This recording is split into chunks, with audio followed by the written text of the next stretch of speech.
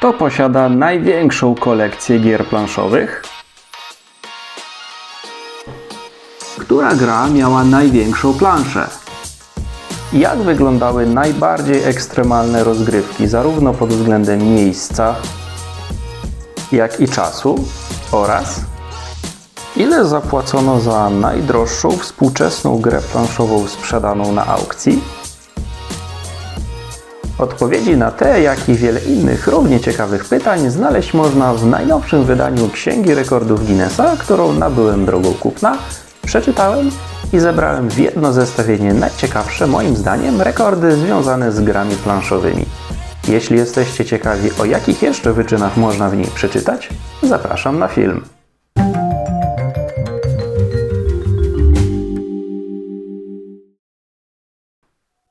Na początek zaczniemy chyba od najbardziej oczywistego rekordu, jaki może przyjść na myśl, gdy mówimy o grach planszowych, mianowicie największej kolekcji gier. I tutaj warto wspomnieć aż o dwóch rekordzistach. Pierwszym z nich jest Nowozelandczyk Niall Hugh Morris z Wanganui, który od 2001 roku kolekcjonuje gry i dodatki z serii Catan. Do 25 marca 2025 roku zgromadził aż 1547 różnych pozycji, a wśród nich m.in. prototypową niemiecką edycję stworzoną w 1995 roku na potrzeby promocji i testów przedprodukcyjnych, podpisaną przez samego twórcę Catanu, Klausa Teubera. Nie mniej imponującą kolekcją może pochwalić się również Brytyjczyk Neil Scallan, który od przeszło 25 lat kolekcjonuje wydania jednej z najpopularniejszych gier planszowych w historii – Monopoly. Do 9 października 2024 roku udało mu się zgromadzić aż 4379 zestawów i jego kolekcja stale rośnie. Jedną z najrzadszych edycji w kolekcji Neila jest ta licencjonowana przez Hotel Park Hyatt w Sydney, która sprzedawana jest wyłącznie gościom tego luksusowego hotelu. Nadal pozostajemy przy rekordowych rozmiarach, jednak już nie tyle kolekcji, co samych gier. Największa gra planszowa została zaprezentowana 22 listopada 2019 roku w Graz w Austrii przez Styryjską Izbę Handlową podczas zorganizowanej przez siebie imprezy planszówkowej mającej na celu zebranie funduszy na rzecz organizacji charytatywnej Styryjczycy pomagają Styryjczykom. Było to Das Kaufmännische Talent, czyli austriacki wariant Monopoly, bardzo popularny w tym kraju już od lat 30. XX wieku. Plansza miała powierzchnię ponad 1000 m2, pionki wielkości dorosłego człowieka oraz kostki wielkości pralki. Na drugim końcu skali z kolei znajduje się zestaw szachów zaprojektowany przez studentów z Texas Tech University i wykonany w Sandia National Laboratories w USA 16 czerwca 1966 roku. Zestaw ten, składający się z szachownicy i kompletu figur, mieści się na kwadracie o boku długości zaledwie 435 mikrometrów, zaś każda z figur ma wielkość około 50 mikrometrów, co odpowiada w przybliżeniu połowie grubości ludzkiego włosa. Co bardziej imponujące, zestaw ten jest w pełni użyteczny. Został sprzężony z ramieniem robota, umożliwiającym przesuwanie figur w dwóch kierunkach. Pozostajemy w temacie szachów, jednak tym razem omówimy kilka nieco bardziej ekstremalnych rekordów. Na początek najdłuższy szachowy maraton.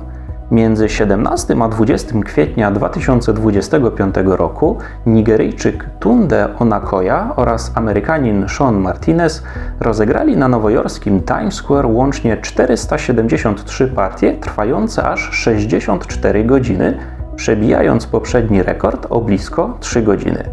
Wśród wymogów niezbędnych do uznania rekordu znalazły się m.in. możliwość skorzystania z maksymalnie 5-minutowej przerwy na każdą godzinę gry, czy zakaz długich dyskusji między graczami w celu zyskania odpoczynku. Opuszczamy Nowy Jork i lecimy do Nepalu, gdzie 17 września 2024 roku dwóch Brytyjczyków, Neil Lawson i Tim Moe, podczas wyprawy na ustanowili rekord najwyżej rozegranej partii gry planszowej, wynoszący 6216 metrów nad poziomem morza. Grali oczywiście w szachy, a zwycięzcą został Tim. Kolejny, ostatni już w tym zestawieniu szachowy rekord Guinnessa został ustanowiony w Polsce przez pana Michała Mazurkiewicza. 21 kwietnia 2024 roku w Tarnowie Podgórnym rozegrał on rekordową ilość 16 równoległych partii szachów nurkowych.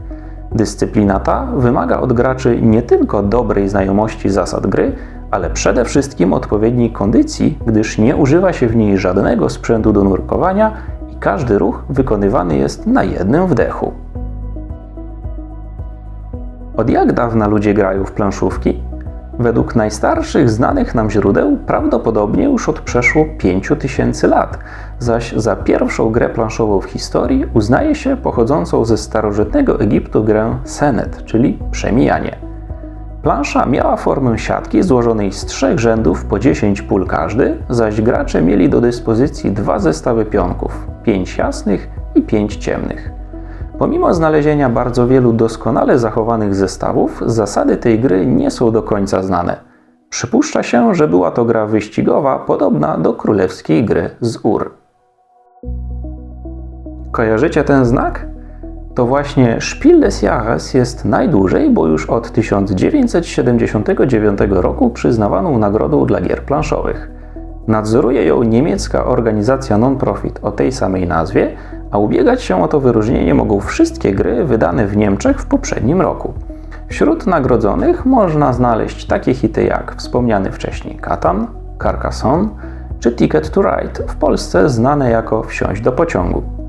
Mówiąc o nagrodzie Spiel des Jahres, nie można pominąć również Wolfganga Kramera, który jest indywidualnym rekordzistą w ilości zdobytych wyróżnień. Gry, które projektował lub współprojektował, zostały nagrodzone aż 5-krotnie. Była mowa o nagrodach, więc na koniec pomówmy o pieniądzach. Najdroższą współczesną grą planszową sprzedaną na aukcji był kompletny, około 200-elementowy prototyp gry Monopoly, wykonany ręcznie przez Charlesa Darrowa w 1933 roku.